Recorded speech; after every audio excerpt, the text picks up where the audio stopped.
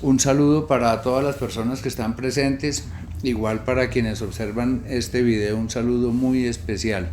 Soy Andrés Jaramillo, director de Fundación Función Futuro y el creador de los programas Función Futuro Enfoque Integral y de la Psicología Bioética. Hoy vamos a hablar sobre algo que citamos mucho y es fundamental dentro de un proceso de recuperación de adicciones. Con esto entendemos la naturaleza de la enfermedad adictiva, la naturaleza de la enfermedad neurobiológica de la enfermedad adictiva y son los 6 estados cerebrales de la enfermedad. Entonces, cuando hablamos de los estados cerebrales, se ha venido estudiando desde hace muchos años cómo es el cerebro del adicto. Ya al día de hoy, a raíz de las investigaciones de la gran pionera en esto a nivel mundial, que fue la doctora Volkow en los Estados Unidos, directora del NIDA, una gran investigadora, se llegó a la conclusión de que la adicción es una enfermedad que interviene en el circuito de la recompensa cerebral. Ese circuito se llama el circuito dopaminérgico. Es el circuito de la dopamina, que es un neurotransmisor similar a las catecolaminas, que está involucrado en la sensación de placer, cuando nosotros sentimos placer. Por lo tanto, es el circuito de la motivación humana. Cuando nosotros hablamos del circuito de la motivación humana, sabemos ya desde la psicología gestáltica, desde el mismo Fritz Perls, que ellos fueron haciendo cómo es que se compone psicológicamente la motivación humana, que va del estado del reposo, la búsqueda, ya cuando se crea una necesidad, se elabora una estrategia, viene una búsqueda, una consecución de la satisfacción de esa necesidad que se crea, después viene el momento de satisfacción, del logro y después nuevamente se entra en reposo.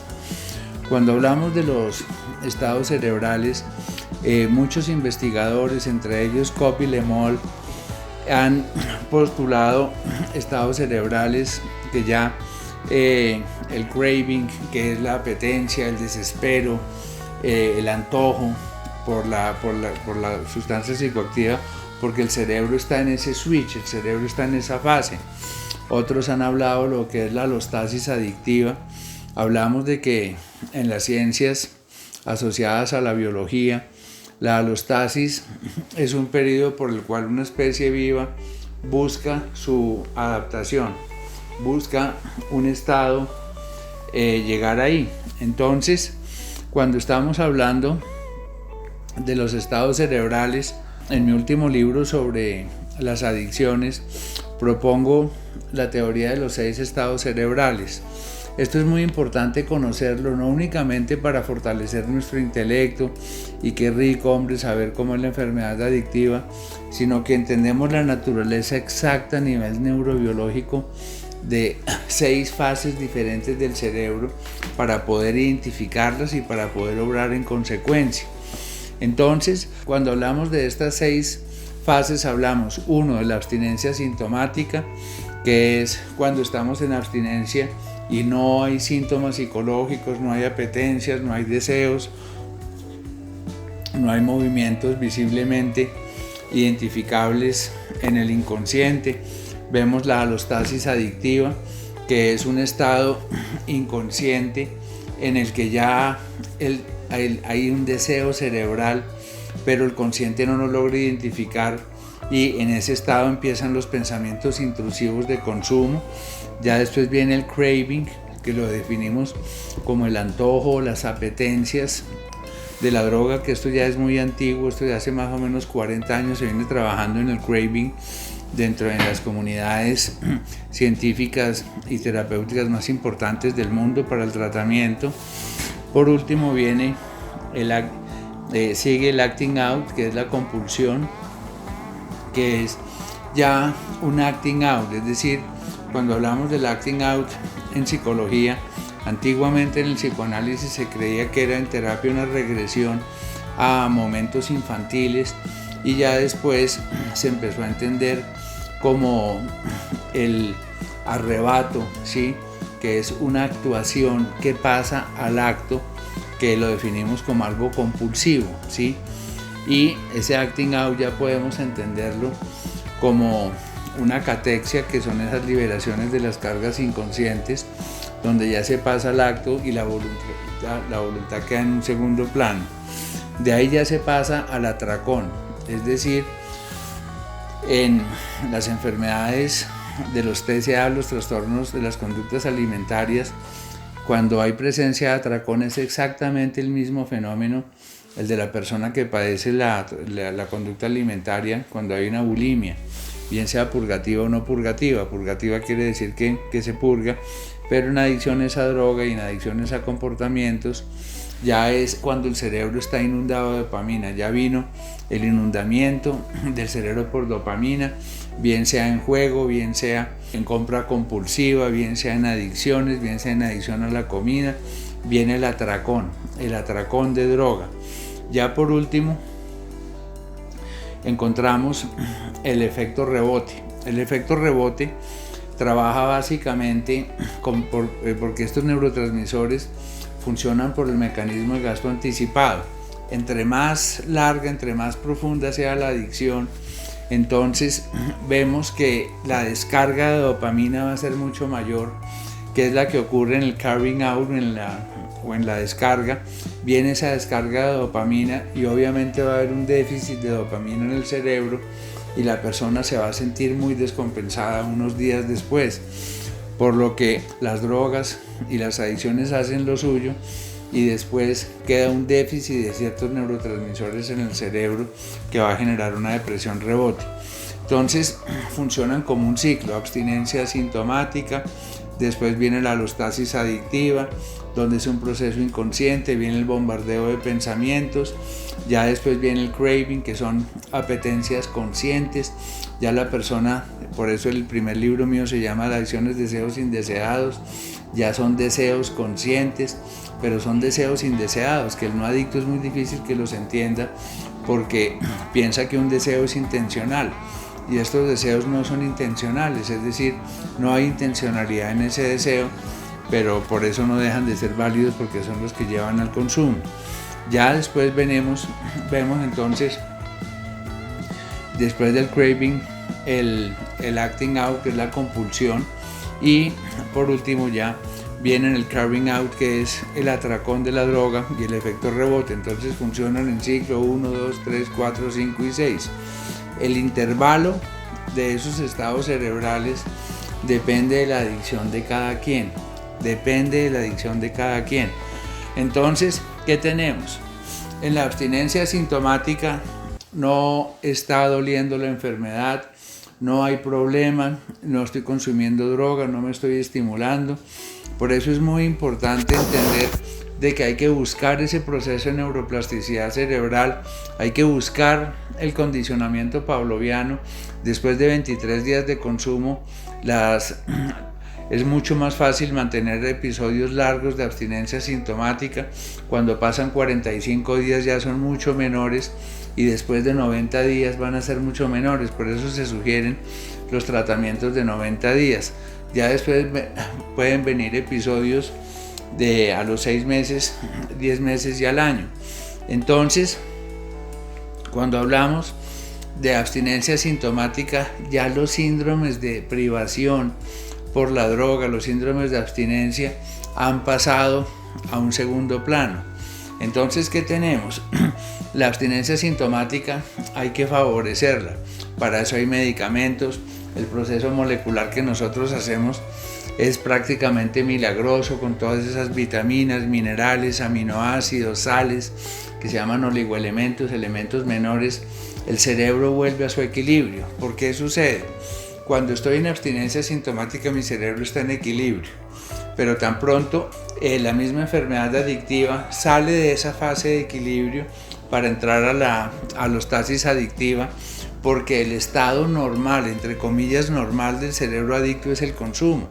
Entonces el cerebro quiere volver al episodio de consumo y lo hace inicialmente de manera inconsciente.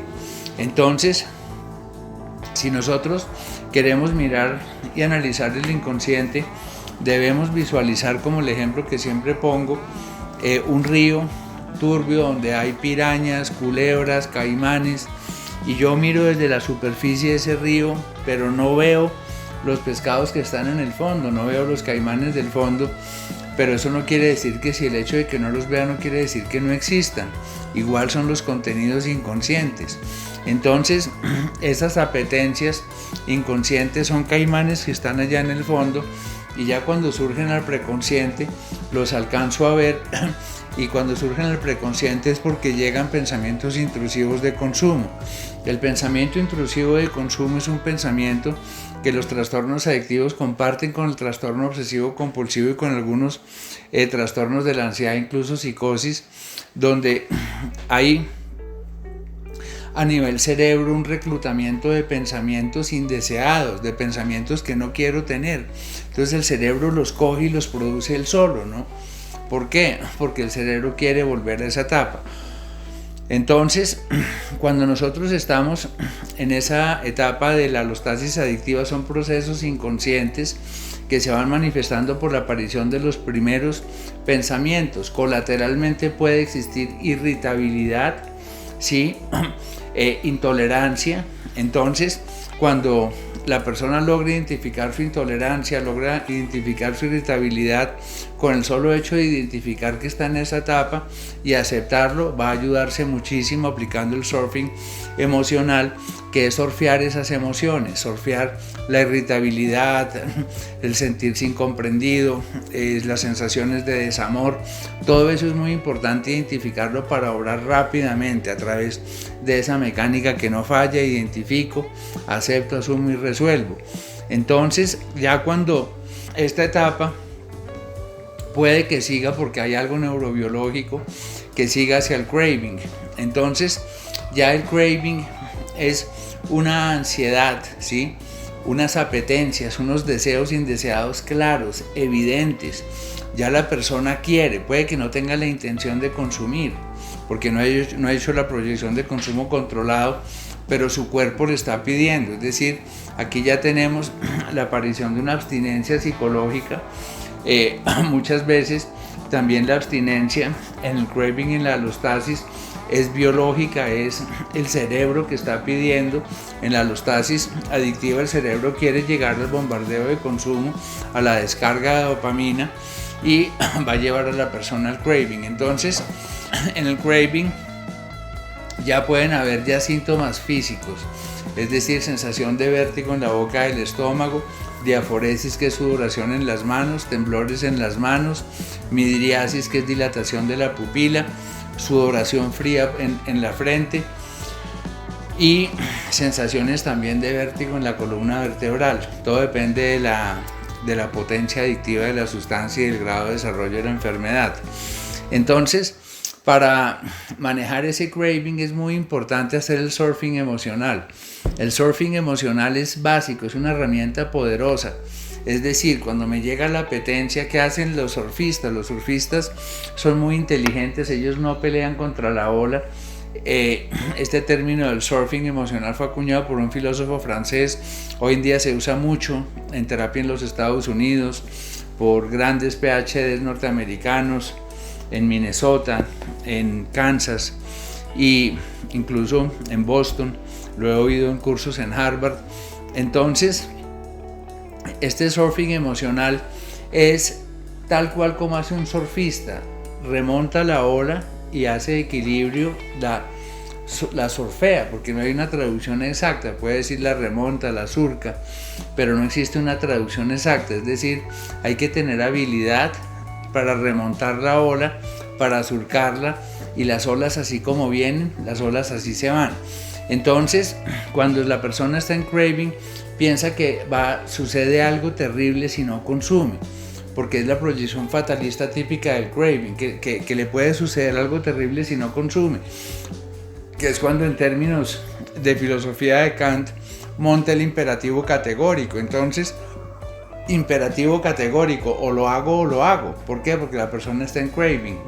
Y ahí en el craving es cuando no se aborta, porque hay que manejar ahí todas las herramientas en el craving, hay que aplicar el zapping mental, apenas lleguen los pensamientos intrusivos de consumo, cambiarlos de canal.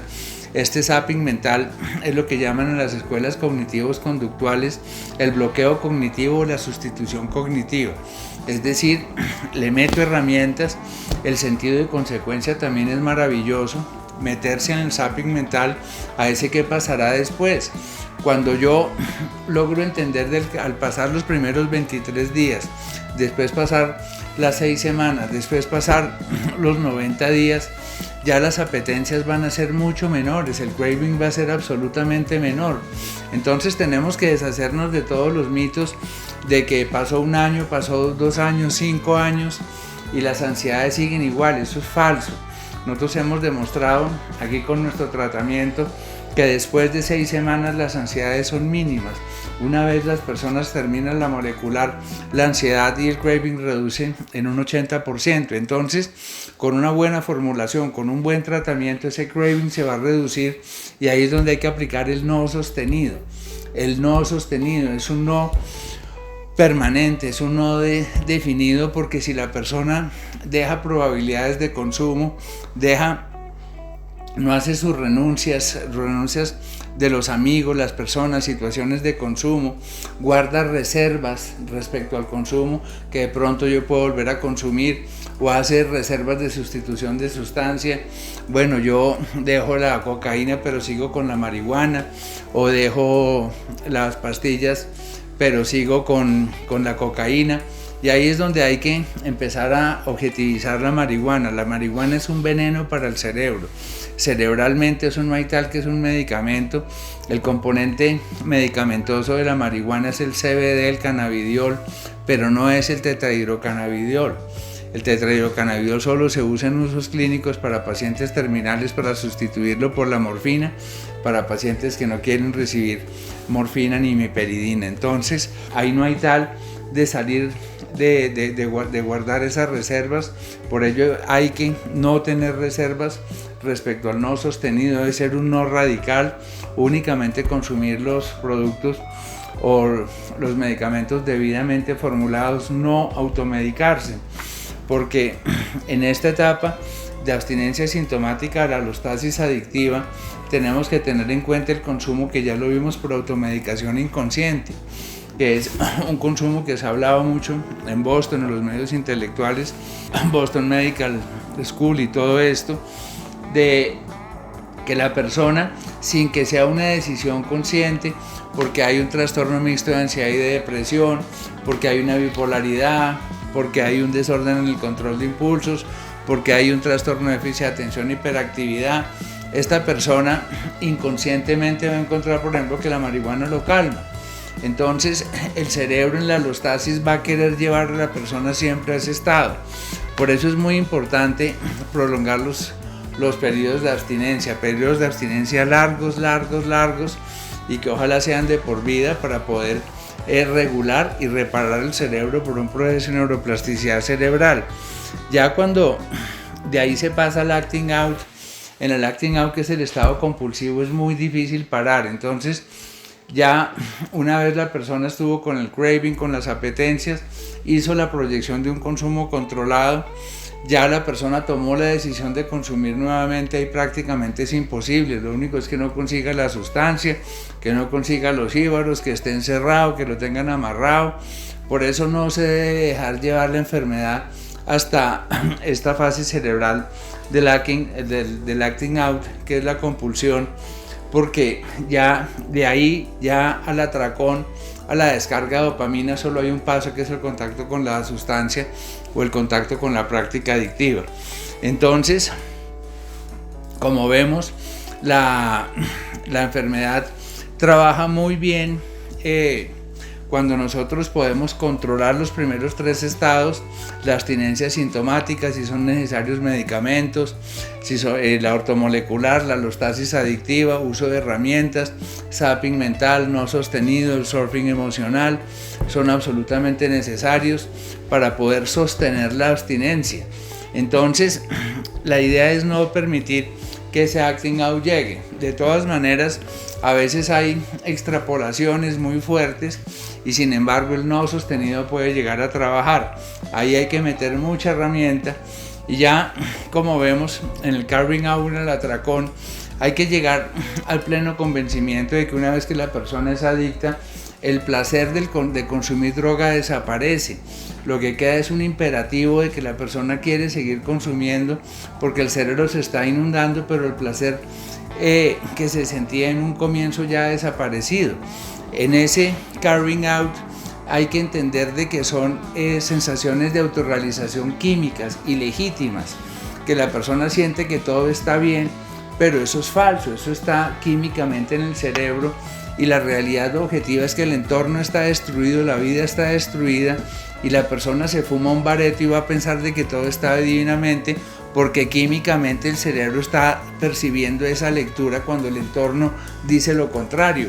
Entonces, después, cuando se entra en ese efecto rebote, ya el cerebro está completamente desequilibrado, completamente desbalanceado y ya una vez que la persona sea adicta, si entra en descarga de dopamina, ese efecto rebote puede durar incluso meses de descompensación neurobiológica.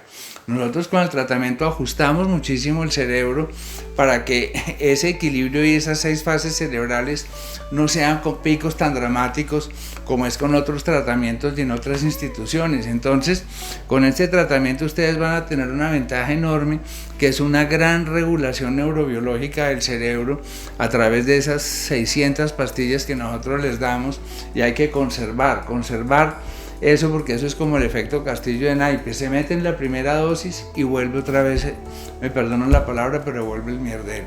Entonces la idea es conservar la abstinencia y bregar a que sea una abstinencia sintomática para meterle herramientas, donde la parte espiritual es absolutamente importante, de formar un contacto consciente con Dios, un diálogo genuino, un diálogo legítimo, en una relación muy privada y coherente cada uno con un poder superior. Muchísimas gracias, les habló Andrés Jaramillo, director de Fundación Función Futuro.